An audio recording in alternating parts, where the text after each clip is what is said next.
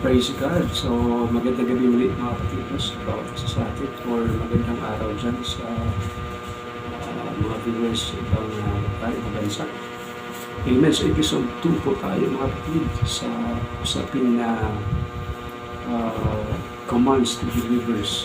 So, ano ba yung mga kailangan dapat gawin ng isang mananampalataya in these last days upang manatili tayo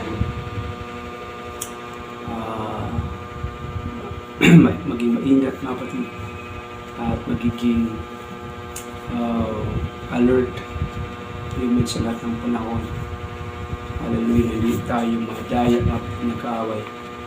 So, number 5, no? So, ang episode 1, balikan nyo lang po yung 4 sa mga nabanggit natin na isa sa mga nabasa natin sa mga salita ng Diyos kung paano tayo maging mga galak na maglingkod sa Panginoon sa kabila ng mga naranasan, nakikita at nabalitaan natin sa paligid natin. So, as Christian, let's walk this life with Jesus in a nagkagalakan because the joy of the Lord is our strength.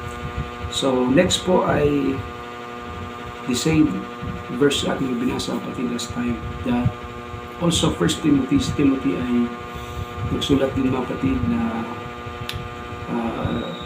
sa chapter 6 verse 20 the same dun sa ating panabanggit natin sa episode 1 that pinapag-ingat din ni Paul sa Timothy that he must avoid false signs mga kapatid o mga false theory, false teaching mga kapatid no in these last days. So, marami po ang mga nagtuturo ngayon na ang mundo ay nag-exist siya mag-isa. Walang naglikha. Marami din nagtuturo ngayon na may mga nagtuturo din na tao ay galing sa unggoy, kapatid, or sa ibang mga species. Amen. So, but the Bible is clear, kapatid, na ang tao ay galing sa lahok at babalik din siya sa lahok. Next, kapatid, amen, isa sa pinag-ingat tayo ng Panginoon to have joy always, amen, sa ating mga puso. Let us avoid also foolish questions. Sabi ni Titus, kapatid, sa kanyang sulat, amen, sa Titus chapter 3 verse 9 na mag-ingat kayo sa mga wala namang kabuluhang mga arguments mga kapatid. Also, he teach us na we must avoid arguments about the law or yung mga debates, mga arguments o mga usapin mga kapatid na wala namang kabuluhan. So, minsan kasi tayo mahilig tayong makiki-joy mga kapatid sa mga usapin lalo sa political na hindi naman yan applicable sa ating spiritual walk with Jesus. Amen. Hindi naman yan yung tempo alam dyan dahil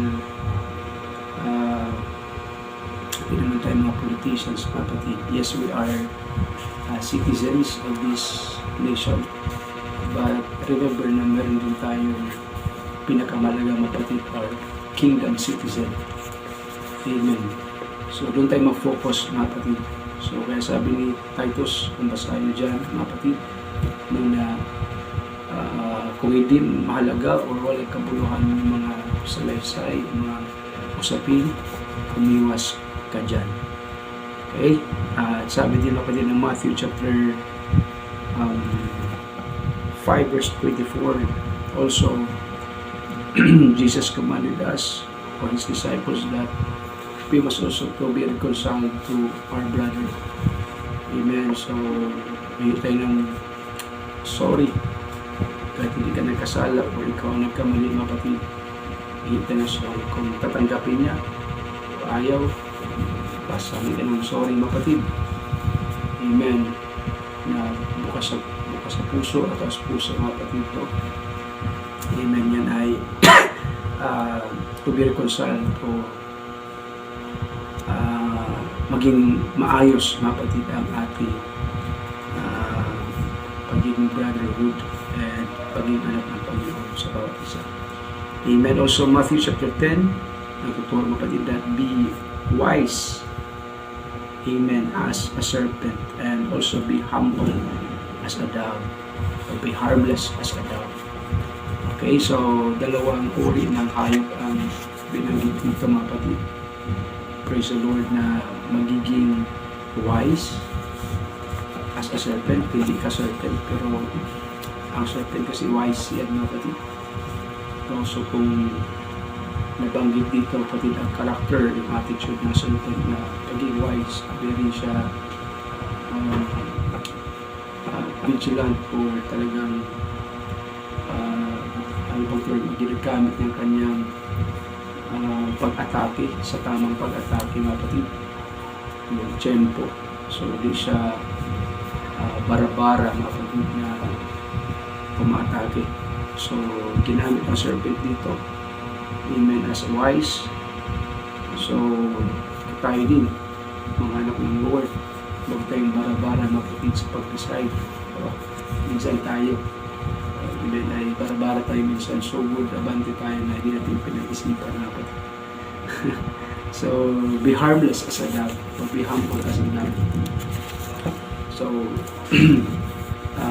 dalawa uri ng hayop na binanggit dito kapatid, na iba-ibang character, iba-ibang attitude. At yan po ay isang very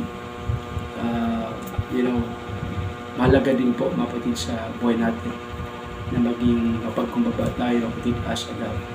So yun po ang ilan po sa mga commands out of 127 na pag-aralan natin dito gabi-gabi. Amen. I hope na may share kong kahit maikli mga kapatid, to be aware na mag-ingat tayo at sundin natin ang masalita ng Diyos, dahil ito'y para sa atin upang manatili tayong mga galak sa ating panampalataya sa Panginoon. Amen. Upang mag-enjoy tayo sa paglilingkod natin sa Diyos at magbasa tayo ng salita ng Panginoon. God bless, and see you to our episode 3.